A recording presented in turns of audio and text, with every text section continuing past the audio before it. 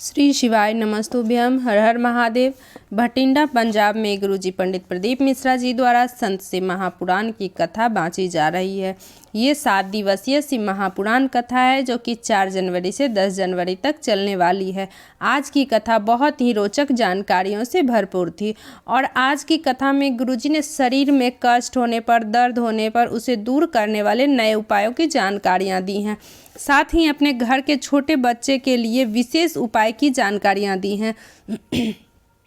साथ ही यदि शरीर में कहीं गांठ है तो उसके लिए भी गुरुजी एक बेलपत्र और दूर्वा वाले नए उपाय की जानकारियां दिए हैं। परिवार का कोई व्यक्ति शराब पीता है, व्यसन में डूबा हुआ रहता है तो उसके लिए भी गुरुजी ने एक आसान सा उपाय की जानकारियां दिए हैं। गुरुजी ने 5 नए उपाय की जानकारियां दिए हैं। सभी की जानकारियां आपको इसी वीडियो के माध्यम से प्राप्त होने वाली है। इसके साथ ही 9 जनवरी की तिथि बहुत ही विशेष है क्योंकि प्रदोष, त्रयोदशी और मासिक शिवरात्रि की विशेष तिथि आ रही है और इस दिन आप कौन से गुरुजी के 5 नए उपाय बताए हुए कर सकते हैं उसकी भी जानकारी भी आपको इसी वीडियो के माध्यम से प्राप्त होने वाली है। आज 8 जनवरी श्री संत शिव महापुराण की कथा में गुरुजी ने कुल 20 उपाय पत्र उपयोगी सहित जानकारियाँ दिए हैं। सभी की जानकारी आपको इसी वीडियो के माध्यम से प्राप्त होने वाली है। अगर किसी कारणवश आपने आज की कथा नहीं सुन पाए तो पूरी कथा का रास्ता तो आप इस वीडियो के माध्यम से ले सकते हैं। तो बढ़ते हैं आज की कथा की पहली जानकारी की ओर। गुरुजी कहते हैं कि कई लोग कहते हैं कि हम अकेले हैं, हमारा कोई नहीं है।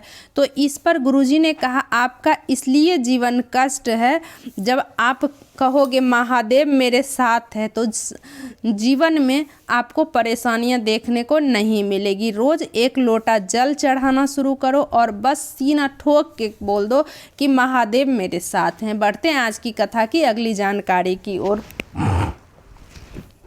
रुद्राक्ष न ऑनलाइन मिलता है और ना हम किसी को देते हैं। अगर आपको कोई बोले कि शरीर का सीहोर का रुद्राक्ष दे रहे हैं तो वो झूठ बोल रहा है। सीहोर का रुद्राक्ष ना सीहोर में बस स्टैंड में मिलेगा, सीहोर का रुद्राक्ष ना रेलवे स्टेशन में मिलेगा, ना मंदिर पंडाल से बाहर से मिलेगा। जो रुद्राक्ष हम महाशिवरात्रि में पूजन करके सिद्ध करते हैं वो रुद्राक्ष सीहोर कुबरेश्वर धाम के प्रांगण के अंदर विठलेश सेवा समिति के द्वारा फ्री में दिया जाता है, जिसके लिए आपसे कोई पैसा नहीं लिया जाता है।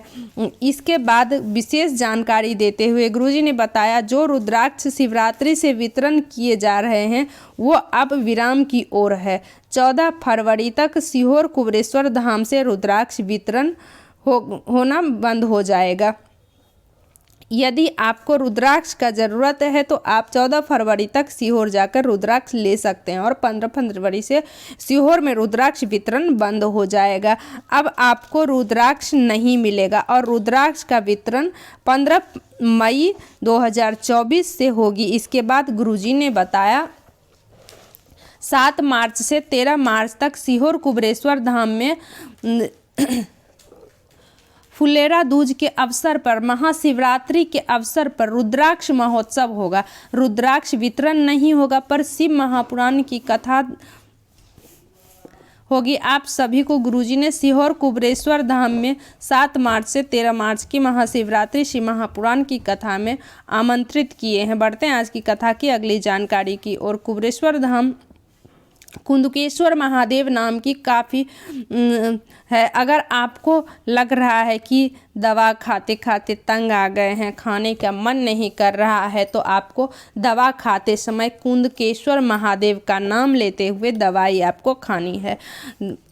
दवाई अपना कार्य करना शुरू कर देगा। या आपको लग रहा है बहुत तेज बुखार आ रहा है तो वो शिवलिंग पर चढ़ा हुआ जल एक कपड़े में लगाते हुए उस कपड़े के ऊपर व्यक्ति के शरीर में फैला दीजिए। आधा घंटा लगेगा, उसका बुखार आपको राहत देखने को मिलेगी। कुंदकेश्वर महादेव फीवर के जरूर उतार देंगे। शिवलिंग पे चढ़े हुए जल से आपको एक कपड़े में लेना है और कुबरेश्वर महादेव का नाम स्मरण करते हुए उस फीवर वाले व्यक्ति को लगा देना है। कुंदकेश्वर महादेव के नाम में वह बल है कि उसका फीवर उतर ही जाएगा। बढ़ते हैं आज की कथा की अगली जानकारी की ओर।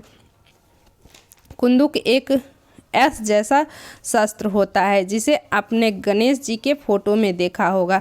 जो व्यक्ति व्यसन में डूबा होता है, नशा में डूबा हुआ रहता है, तो आपको 7 दुर्वा लेनी है और दुर्वा के पीछे आपको लाल चंदन लगा देना है। मतलब जो लाल चंदन दुर्वा का जो डंठल होगा, जहाँ से दुर्वा शुरू होती है, बस पीछे के भाग में आपको 7 दुर्वा में लाल चंदन लगा देना है और गणेश जी को कुंदकेश्वर महादेव के नाम से अर्पित कर देना है। और चढ़ाने के बाद चंद्र गणेश का नाम स्मरण करना है और औषधि रूप में प्राप्त करके ले आना है और उस व्यक्ति को दे देना। अगर वो ना खाए तो उसमें से भोजन में मिलाकर खिला सकते हैं। वह नशे से स्वयं दूर हो जाएगा, उसे नशे से घृणा हो जाएगी। तो बढ़ते हैं आज की कथा की अगली जानकारी की ओर। नए और सरल उपाय की जानकारी देते हुए गुरुजी ने बताया, जिसको शरीर में समस्या है, व्हील चेयर में चल रहा हो, शरीर में कष्ट हो, दर्द हो, तकलीफ हो, आप जब सुबह 1 गिलास पानी पीते हैं तो उस पानी में से थोड़ा सा पानी आपको हाथ की हथेली में ले लेना है और कुंदकेश्वर महादेव का नाम लेते हुए आचमन कर लेना। ऐसा लगातार करना शुरू करो तो शरीर का कष्ट जरूर दूर होगा। सुबह ये छोटा सा आपको उपाय रोज करना है, कुंदकेश्वर महादेव का नाम लेते हुए। मतलब आपको थोड़ा सा हथेली में चल लेना है और कुंदकेश्वर महादेव का स्मरण करते हुए सबसे पहले सुबह के समय आपको पी लेना है। बस आपको इतनी सी करनी है। शरीर में जो समस्याएं हैं चल रही हो, जो दर्द है, कष्ट है, उसे आराम लगना शुरू हो जाएगा। बढ़ते हैं आज की कथा की अगली जानकारी की ओर। आज की कथा में गुरुजी ने बच्चे के लिए जानकारी देते हुए बताया कि जो बच्चा मंदबुद्धि है, उसकी लार बहती रहती है, लार टपकते रहती है, तो बच्चे का विकास नहीं हो पा रहा है। ऐसे बच्चे के लिए गाय का बछड़ा जब दूध पी रहा होता है तो उसमें के मुख में फेन जैसा लग जाता है। बस उस फेन को चम्मच में निकाल लीजिए और अब अमावस्या के दिन उस फेन को उस बच्चे को पिलाना शुरू कर दीजिए। ऐसा आप 2 से 3 अमावस्या करना शुरू कर दीजिए। बच्चे का विवेक कार्य करना शुरू कर देगा, लाभ जरूर मिलेगा। बढ़ते हैं आज की कथा की अगली जानकारी की ओर। गुरुजी ने नए उपाय की जानकारी देते हुए बताया कि सफ़ेद पुष्प बेलपत्री के साथ शिवलिंग पे अर्पित किया जाता है। उसके बाद सफ़ेद पुष्प को उठाकर बेलपत्री के वृक्ष के नीचे अर्पित किया जाता है। शिवलिंग पे एक बेलपत्र अर्पित करनी है और एक सफ़ेद फूल अर्पित करना है और उसके कुछ देर अर्पित रहने दे। उसके बाद सफ़ेद पुष्प को उठाकर आपको बेल के वृक्ष के नीचे अर्पित कर देना है। बेलपत्री के वृक्ष के नीचे की थोड़ी सी मिट्टी को कुंदकेश्वर महादेव का नाम लेते हुए उठाना है और आपको घर के मुख्य द्वार पर आपको थोड़ा सा लगा देना है। उससे घर के अंदर क्लेश नहीं होता है, लड़ाइयाँ नहीं होती है, घर में अपशब्द नहीं बोला जाता है। ये विशेष उपाय आप कभी भी किसी भी दिन कर सकते हैं। तो बढ़ते हैं आज की कथा की अगली जानकारी की ओर। पेट में, गर्भाशय में या शरीर में कहीं पर भी डॉक्टर ने गांठ बता दिया हो तो बेलपत्र लेना है और एक दुर्वा लेना है। आपको इसे एक विशेष तरीके से शिवलिंग पे अर्पित कर देना है। एक बेलपत्री लेंगे, सीधे साइड में आपको एक दुर्वा भी रख देना है और इसके बाद उसे सीधे सीधे शिवलिंग पे अर्पित कर देना है। जैसे हम शिवलिंग पे बेलपत्र को उल्टी अर्पित करते हैं, तो पर इस उपाय में बेलपत्री को सीधी अर्पित करना है और इस उपाय को करने के लिए आपको एक बेलपत्र और 7 दुर्वा की आवश्यकता होगी। अर्पित करने के बाद आपको एक कलश का जल आपको 7 बार करके उस बेलपत्र और दुर्वा के ऊपर कुंदकेश्वर महादेव के नाम लेते हुए अर्पित कर देना है।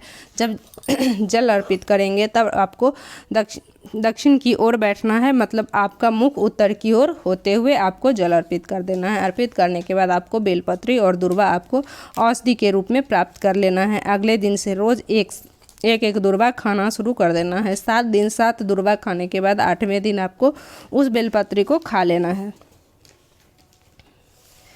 और इसके बाद जांच के लिए चले जाना है। गांठ में आराम जरूर देखने को मिलेगा, ये निश्चित है। बढ़ते हैं आज की कथा की अगली जानकारी की और। चौथे दिन की कथा में गुरुजी ने शिवलिंग पर जल चढ़ाने के लिए 5 तरीके बताए हैं। अलग अलग प्रकार से जल चढ़ाने के अलग अलग फायदे प्राप्त होने के वो आप कल 9 जनवरी 2024 में एक विशेष तिथि जिसमें प्रदोष त्रयोदशी और मासिक शिवरात्रि है, इस दिन विशेष तरीके से जल अर्पित कर सकते हैं। किसी भी प्रकार की मनोकामना पूरी कर सकते हैं या अपनी समस्या को दूर कर सकते हैं। पहला जल लेकर आएँ और सीधे सामने भोलेनाथ के शिवलिंग पे चढ़ा दें। यह पहला तरीका है। दूसरा तरीका, आप उत्तरमुखी होकर बैठें, आपका मुख उत्तर दिशा की ओर हो, मतलब जलाधारी की ओर हो। ऐसे में अगर आप शिवलिंग के ऊपर जल अर्पित करते हैं तो ये आपको रोग मुक्ति प्रदान करता है। इस प्रकार से जल शिवलिंग के पे अर्पित करने से रोग से विजय प्राप्त होता है। और तीसरा तरीका, अशोक सुंदरी माता के स्थान पर चढ़ाते हुए शिवलिंग के ऊपर पूरा जल चढ़ा देना है। ये कार्य सिद्धि के लिए किया जाता है। इस प्रकार से जल चढ़ाने से आपको दुनिया के लोगों से आस लगाने की ज़रूरत नहीं होती है और भोलेनाथ की कृपा से आपकी सभी कार्य बनने लगते हैं। और चौथा तरीका है 5 जगह जल अर्पित करने वाला तरीका, जिसमें आपको गणेश जी के सामने जल चढ़ाना है और फिर कार्तिक जी के स्थान पर जल चढ़ाना है, फिर अशोक सुंदरी माता के स्थान पर जल चढ़ाना है, फिर माता पार्वती के हस्तकमल में जल चढ़ाना है और अंत में पूरा जल शिवलिंग के ऊपर जल अर्पित कर देना है। मनोकामना पूर्ति के लिए इस प्रकार से जल किया जाता है। कोई विशेष कामना है, आप कोई विशेष कामना के लिए कर रहे हैं तो आप इस तरीके से जल चढ़ा सकते हैं। मेरी वीडियो आपको कैसी लगी कमेंट बॉक्स में ज़रूर बताना। अगर कोई बात समझ नहीं आई तो कमेंट बॉक्स के जरिए आप पूछ सकते हैं। श्री शिवाय नमस्तुभ्यम।